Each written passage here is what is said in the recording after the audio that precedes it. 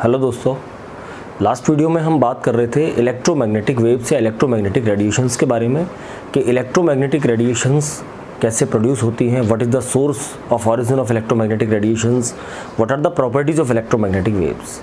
तो हमने इसके बारे में ये पढ़ा कि इलेक्ट्रोमैग्नेटिक जो रेडिएशंस होती हैं those are produced by vibrations of any charge particle in between electric and magnetic field. There is any particle that is vibrating between electric and magnetic field.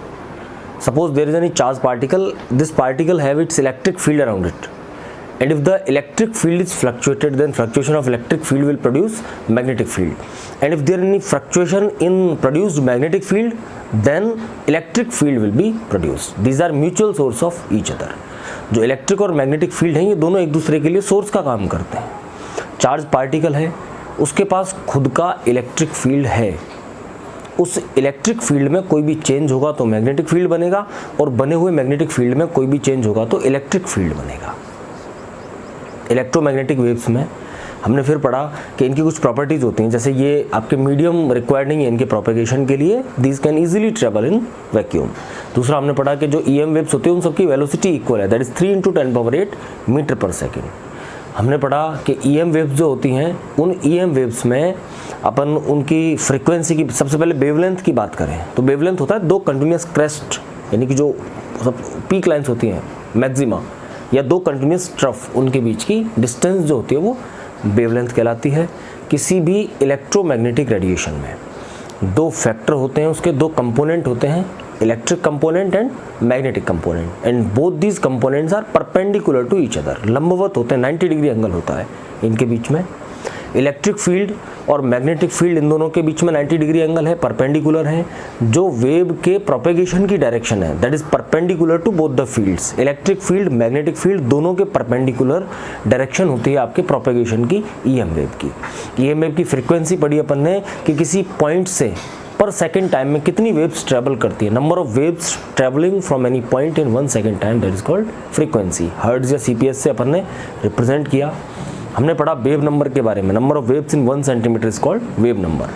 आपका एम्पलीट्यूड है, टाइम पीरियड है, ये सारी properties थी EM waves की। आज हम बात करेंगे इलेक्ट्रोमैग्नेटिक रेडिएशंस के टाइप्स की कि ये कौन कौन सी हैं। फिर इन इलेक्ट्रोमैग्नेटिक वेव्स को हम अरेंज करेंगे, उनकी energy, wave number, frequency, wavelength वगैरह, इनके बेसिस पर हम उन इलेक्ट्रोमैग्नेटिक वेव्स को अरेंज करेंगे। उसमें कितना पोर्शन है जिसको हम देख सकते हैं, जिसको हम विजिबल लाइट कहते हैं, तो उस विजिबल लाइट के जो कंपोनेंट कलर्स हैं उनकी किसकी एनर्जी ज़्यादा है, किसकी कम है, ये सारा टॉपिक अपन डिस्कस करेंगे। ये आपका जो इलेक्ट्रोमैग्नेटिक वेव्स का ये जो मैं बता रहा हूँ आपको क्लासिफिकेशन के कितने टाइप्स की हैं EM वेव्स, ये आपके सभी कॉम्पिटिटिव एग्जाम्स के लिए इक्वली आपका इम्पोर्टेंट टॉपिक है। तो EM वेव्स में बात करें, सबसे पहले आती हैं कॉस्मिक रेज, फिर आती हैं गामा रेज, फिर आती हैं एक्स रेज, उसके बाद अल्ट्रा वायलेट, फिर विजिबल, फिर आती हैं इंफ्रारेड, उसके बाद microwaves, and the last one is radio waves. इसको याद करना है आपको, cosmic, gamma, X, ultraviolet, visible, infrared, microwaves and radio waves. तो आप एक याद कर सकते हैं इसको, CGX U बीमार, ऐसे करके आप इसको जो ऑर्डर है इनका इसको अपन इजीली लर्न कर सकते हैं, याद कर सकते हैं। CGX cosmic, gamma, X rays, ultraviolet, visible, infrared, microwaves and radio waves. ये जो मैंने वेव्स लिखी हैं, मैं जब अप टू डाउन मूव करता हूँ, यानी कि मैं पहुँचता हूँ कहाँ, कॉस्मिक से रेडियो वेव्स की तरफ, तो इनका वेवलेंथ इंक्रीज होता है। ध्यान रखें, when I am moving up to down then wavelength is increasing. Cosmic का जो वेवलेंथ होता है, मैं इनके वेवलेंथ की वैल्यू लिख रहा हूँ, that wavelength is less than 10⁻² angstrom. 10⁻² angstrom से भी कम होता है इसका वेवलेंथ। हमने ये पढ़ा था कि अगर दो वेव्स हैं 1 और 2, और पहली वेव का जो वेवलेंथ है वो दूसरी वेव के वेवलेंथ से ज़्यादा है, तो जिसका वेवलेंथ ज़्यादा होता है उसकी फ्रीक्वेंसी कम रहेगी, उसका वेव नंबर कम रहेगा, उसकी एनर्जी कम रहेगी। तो वेवलेंथ जिसकी ज़्यादा होगी उसकी फ्रीक्वेंसी, वेव नंबर, एनर्जी, ये तीनों चीज़ें जो होती हैं वो कम वेवलेंथ वाली वेव के कंपैरिजन में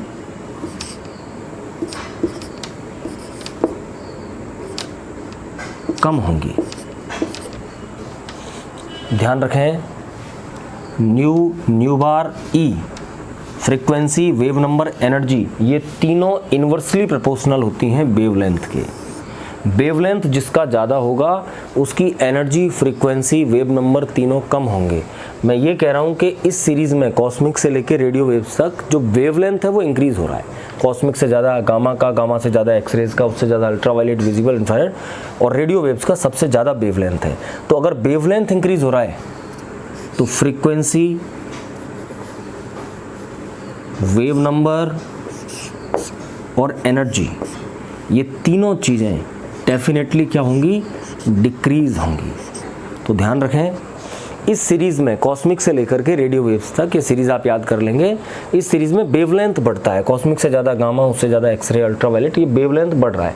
और वेवलेंथ बढ़ रहा है इसका मतलब फ्रीक्वेंसी, वेव नंबर, एनर्जी, ये तीनों चीज़ें डिक्रीज़ होंगी। तो ये आपकी 8 इलेक्ट्रोमैग्नेटिक वेव्स हैं। इनमें कॉस्मिक जो है उसकी वेवलेंथ सबसे कम है। तो जिसकी वेवलेंथ सबसे कम है उसकी फ्रीक्वेंसी, वेव नंबर, एनर्जी ये सबसे ज़्यादा होंगी। और जो रेडियो वेव्स हैं इनका वेवलेंथ सबसे ज़्यादा है, सबसे ज़्यादा वेवलेंथ की रेडियो वेव्स हैं, तो इनकी फ्रीक्वेंसी, एनर्जी और वेव नंबर जो होंगे वो सबसे कम होंगे। कॉस्मिक से रेडियो तक ध्यान रखें, वेवलेंथ इंक्रीज़ होता है, frequency, wave number, energy decrease होते हैं, घटते जा रहे हैं फ्रीक्वेंसी, वेव नंबर और एनर्जी। हमने पहली जो कॉस्मिक रेज है उनका वेवलेंथ पता किया तो वो होता है less than 10⁻² angstrom. Gamma rays का होता है 10⁻² to 1 एंगस्ट्रॉन। एक्स रेज का होता है 1 to 10⁻³ एंगस्ट्रॉन। अल्ट्रावायलेट का होता है 10⁻³ to 3.8 into 10⁻³ एंगस्ट्रॉन। विजिबल का होता है 3.8 into 10⁻³ to 8 into 10⁻³ angstrom.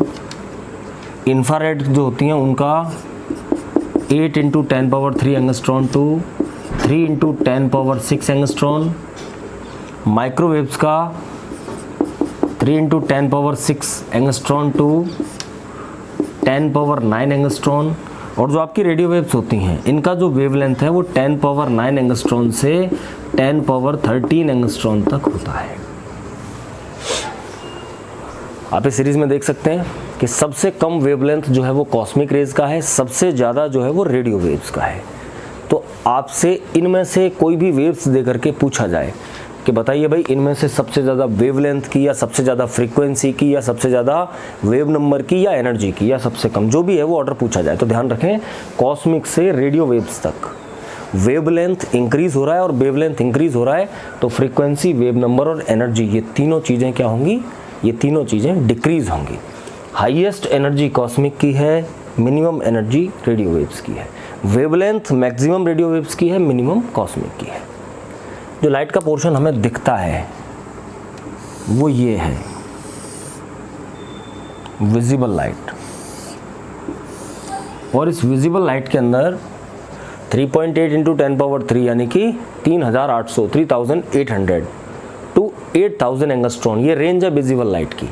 Ultraviolet के बाद जो कलर आएगा वो आएगा वायलेट। इंफ्रारेड से पहले आएगा रेड और वायलेट और रेड के बीच में जो विजिबल लाइट है वो निपट लेती है। देखें इसके अंदर violet, indigo, blue, green, yellow, orange and red, ये आपका विजिबल स्पेक्ट्रम है लाइट का। विजिबल लाइट जो है वो वायलेट से लेकर के रेड तक है। और इनके लिए जो वेवलेंथ की वैल्यूज़ हैं इसके लिए 3800 to 4300, 3800 to 4300 angstrom.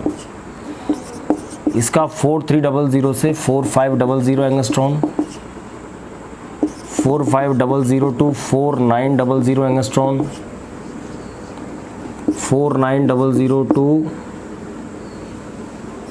5500 angstrom, 5500 to 5800 angstrom, 5800 to 6500 angstrom, and the last one is 6500 to 7600 angstrom। तो जो आपकी विजिबल लाइट है, उस विजिबल लाइट में वायलेट की जो वेवलेंथ है वो सबसे कम है और रेड की वेवलेंथ सबसे ज़्यादा है। वायलेट से रेड की तरफ चलने पर वेवलेंथ इंक्रीज हो रही है। जब मैं वायलेट से रेड की तरफ चल रहा हूँ तो वेवलेंथ इंक्रीज हो रही है, और वेवलेंथ इंक्रीज हो रही है इसका मतलब फ्रीक्वेंसी, वेव नंबर, एनर्जी, ये तीनों चीज़ें जो हैं वो क्या होंगी, वो तीनों चीज़ें डिक्रीज होंगी। तो ये स्थिति है आपके विजिबल लाइट की, violet, indigo, blue, green, yellow, orange and red. Violet से रेड तक वेवलेंथ इंक्रीज होती है, वेवलेंथ इंक्रीज होगी तो फ्रीक्वेंसी, वेव नंबर और एनर्जी, ये तीनों चीज़ें जो हैं वो डिक्रीज होती हैं। That is the complete spectrum. ये आपके सामने मैंने इलेक्ट्रोमैग्नेटिक वेव्स बताई, उनमें विजिबल जो है उसको बता दिया कि किसका क्या ज़्यादा है। तो सबसे ज़्यादा energy, frequency, wave number violet का होगा क्योंकि उसका वेवलेंथ सबसे कम है, और सबसे कम एनर्जी, फ्रीक्वेंसी, वेव नंबर जो होंगे वो रेड के होंगे क्योंकि उसका वेवलेंथ सबसे ज़्यादा है। ये स्थिति है इलेक्ट्रोमैग्नेटिक स्पेक्ट्रम की। जो स्पेक्ट्रम है वो स्पेक्ट्रम बेसिकली दो तरह का होता है, एक तो है एमिशन और दूसरा है एब्जॉर्प्शन।